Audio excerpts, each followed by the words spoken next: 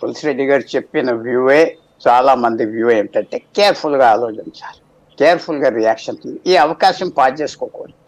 ఎందుకంటే ఎప్పుడైతే వాళ్ళు చేశారో ప్రైమ్ మినిస్టర్ మోడీ సౌదీ అరేబియాలో ఉన్నారు. సౌదీ అరేబియా భిక్షం మీద పాకిస్తాన్ బ్రతుకుతుంది. ఎంత అవమానం కూడా సౌదీ అరేబియాకి చేశారు. ప్రధానమంత్రి తిరిగి వచ్చేసారు. ఎప్పుడు ఇండియన్ ప్రధానమంత్రి నాకు తెలిసినంత వరకు ఆ పని చేయలేదు. చాలా విశేషం. అలాగే అమెరికన్ వైస్ ప్రెసిడెంట్ ఇక్కడ ఉన్నాడు. ఇవన్నీ చేయటంలో ఇది ఒక మంచి అవకాశం. పాకిస్తాన్ని ఇంటర్నేషనల్గా ఎలా చేయాలి, మనం అపీల్ చేయవచ్చా అమెరికాకి, ఆ వీసాలన్నీ ఆఫ్ చేసేయండి పాకిస్తాన్కి, అంతా టెర్రరిస్టు, ఏం చేయాలి, ఎన్నో విషయాలు ఆలోచించి చేసుకునే అవకాశం. అది మనం గబగబా వెళ్ళిపోయి కొన్ని ప్లాన్ చేస్తాం, సర్జికల్ స్ట్రక్చర్ వేస్ట్ అయిపోతాయి.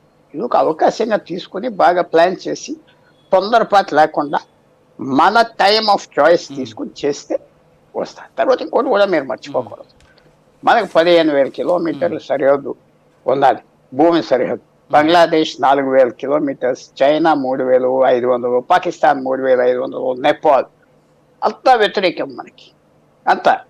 ఇవాళ కాశ్మీర్లో మొత్తం ఆర్మీని సప్లై చేసి చైనా చేస్తాం. చైనా ఫ్యాక్టరీస్ పెట్టింది, అన్నీ చేస్తుంది ఆక్యుపైడ్ కాశ్మీర్లో. సో ఏ రకంగా ట్యాకిల్ చేయాలి, చాలా కేర్ఫుల్గా ముందరికెళ్ళాలి. అందువల్ల కేర్ఫుల్గా ఆలోచించాలని చెప్తా. తర్వాత ఒకటి తులసిరెడ్డి గారు ఏదో ఎంపీ అన్నీ చేశారు, 35 సంవత్సరాలు ఇయర్స్ వర్క్ హైయెస్ట్ పొజిషన్స్. ఆ పాకిస్తాన్ ఎందుకు చేయదు, మనల్ని ఎందుకు చేయదు, వాళ్ళు ఎందుకు కూర్చుంటారు? వారు అన్నట్టుగా ఆగస్ట్ 15 మధ్యరాత్రి నుంచి వాళ్ళకి మనకి విరోధం స్టార్ట్ అవ్వండి. ఎప్పుడైతే మనకి ఇండిపెండెన్స్ వచ్చిందో మీకు తెలిసిన విషయమే, మొత్తం వైట్ ఆఫీసర్, బ్రిటిష్ ఆఫీసర్లు అందరూ ఆ రాత్రి కరాచీకి వెళ్ళిపోయి పాకిస్తాన్ ఆర్మీ జాయిన్ అవ్వండి. మన first chief army chief Cariappa అవుతే అక్కడ ఫస్ట్ ఆర్మీ చీఫ్ పాకిస్తాన్ తెల్లోడు. వాళ్ళు అప్పటి నుంచి భారతదేశాన్ని ఎరగొట్టేయాలి, మన పరిపాలన, మన సామ్రాజ్యాన్ని ఎరగొట్టారని ఒక కక్ష తీసుకున్నారు బ్రిటన్. తెల్ల దేశాలు ప్రయత్నం చేశారు. ఎందుకు చేయరు? నేను చెప్పేది ఇంకో 75 సంవత్సరాలు కాదు, ఇంకో 100 సంవత్సరాలు కూడా ఈ కాశ్మీర్ ప్రాబ్లం పోదు, చైనాతో పోదు. చైనాతో అస్సలు పోదు ప్రాబ్లం.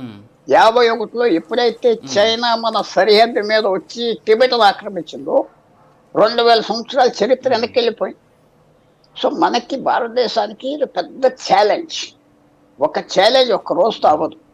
ఇప్పుడు బంగ్లాదేశ్ చాలా మంది ఏమంటారంటే ఇందిరాగాంధీ గొప్ప పని చేసింది అంటే, నేను ఇవాళ అంటున్నా 50 సంవత్సరాల తర్వాత అందరూ ఆలోచించేది ఏంటంటే బంగ్లాదేశ్ వేరే దేశం చేయటం మనం మంచి పని చేసామా, అలా పాకిస్తాన్తోనే ఒక పుండు, ఒక క్యాన్సర్ లాగా ఉంచవలసిందా? ఇవాళ కాశ్మీర్ మళ్ళీ అలాగే ఏడిపిస్తుంది, బంగ్లాదేశ్ అలాగే. ఆ రోజు ఏదో దేశం పోయిందంటే ఇంకా బలంగా 2 దేశాలు వచ్చాయి. అందువల్ల హిస్టరీ చెప్పే పాఠం ఏంటంటే మనకి ఈవేళ మంచి పని, నన్ను ఎవరో తిట్టారు, వాడు చెంప మీద కొట్టేశాను అనుకుంటే అది ఒక 10 సంవత్సరాలు 20 సంవత్సరాలు పోయితే ఎలాగ అంటుంది. అది కేర్ఫుల్గా చేయాలి అని నా సూచన. తప్పకుండా భారతదేశాన్ని హెరాస్ చేస్తా, చైనా హెరాస్ చేస్తా, నేపాల్. ఇంకో చిన్న పాయింట్ చెప్తా, మీకు జ్ఞాపకం చేస్తున్నా. 2006లో కాంగ్రెస్ ప్రభుత్వం తులసిరెడ్డి గారు జ్ఞాపకం పెట్టుకోవాలి ఉన్నప్పుడు, 2006, నేను గూగుల్ రెఫర్ చేసి చెప్పట్లేదు, 2007 అవ్వచ్చు, నేపాల్లో రాజాని తీసేయాలని వస్తే భారతదేశం ఫైనల్గా ఏం చెప్పారు?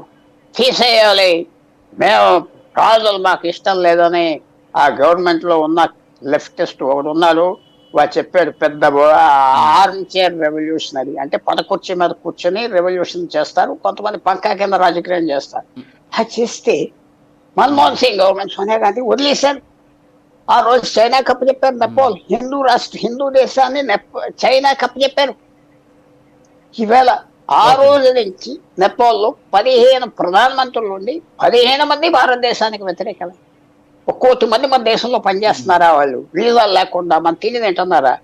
ఇక్కడ రేషన్లు తీసుకుంటున్నారా? సో ఇవన్నీ నేను ఏమంటున్నానంటే ఈవేళ ఆ రోజు చేసే పని పెద్ద గొప్పగా ఏదో ఆర్మ్ చైర్ రెవల్యూషనరీస్ అంటాం. పడకుర్చీలో కూర్చొని మంచి ఆఫీసులో కూర్చొని రెవల్యూషన్ కావాలంటారు, అన్ని భావనలే. వాళ్ళు తీసుకొచ్చి పెట్టింది మనకి సరిహద్దుల్లో గవర్నమెంట్ చాలా దూరంగా ఆలోచించాలి. ఇవాళ బంగ్లాదేశ్ ఒక పెద్ద ప్రాబ్లం, బంగ్లాదేశ్ ప్రాబ్లం అయిపోయింది. అంటే సో ఇది లాంగ్ టర్మ్గా భారతదేశానికి ప్రజలకి దేశం అంటే నీకు ఫ్రీబీస్ కదయ్యా, ఊరుకునే దొబ్బటానికి కాదు, ఏదో గవర్నమెంట్ ఉద్యోగాలు కావాలి, ఇది కావాలి, అది కావాలి అని బ్రతకటానికి కాకుండా చాలా సీరియస్ సిచ్యువేషన్, ఎగ్జిస్టెన్షియల్ సిచ్యువేషన్. భారతదేశం ముక్కలవ్వకుండా ఉంటుందా? 75 సంవత్సరాలు అవ్వాక ఈవేళ కూడా ఛాలెంజెస్ వస్తాయి, ఈవేళ కూడా మన మీద. సో ఇది దూరదృష్టితో ఆలోచన చేయాలి. నేను ఇందాక సెక్యూరిటీ ల్యాబ్స్ ఎందుకు చెప్పిన జరిగింది అది అది ఎవరో తప్పని మనం చెప్పకపోతే ఎలాగా? అది నా తప్ప మీ తప్ప? అసలు ఆశ్చర్యం వేస్తుంది. అలాంటి టూరిస్ట్ ఎక్స్పోజర్ అంటే మేము అమర్నాథ్ యాత్రలో 10,000 మంది పంపిస్తాం అంటే ఒక్కడే పంపిస్తే వాడు ఎలర్ట్ చేయను కదా. సో తప్పకుండా మనం తులసిరెడ్డి గారు చెప్పినట్టుగా ఇది అప్పుడే అవ్వేది కాదు. 50 సంవత్సరాల 100 సంవత్సరాల 200 ప్రజలు ప్రిపేర్ చేయాలి.